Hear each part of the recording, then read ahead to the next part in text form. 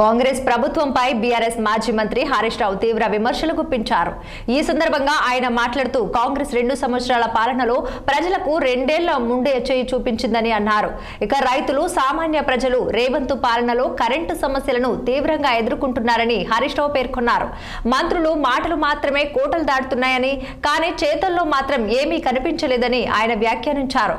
Machine Bhagiratha, విద్యార్థులకు అన్నం అందించే కార్యక్రమాల విషయంలో కేసీఆర్ ప్రభుత్వం కొనసాగించటంలో రేవంత్ పాలన విఫలమైందని విమర్శించారు.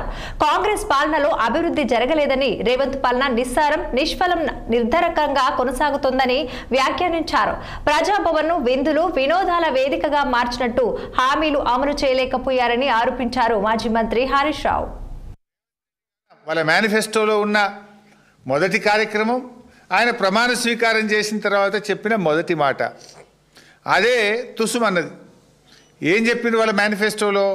ముఖ్యమంత్రి గారు తన కార్యాలయంలో ప్రతిరోజు ప్రజల్ని కలుస్తాడు, ప్రజా దర్బార్ నిర్వహిస్తాము అని మేనిఫెస్టోలోని మొదటి పారాలో చెప్పారు. చివరికి జరిగింది ఏంది? ఆ రోజు ప్రమాణ స్వీకారం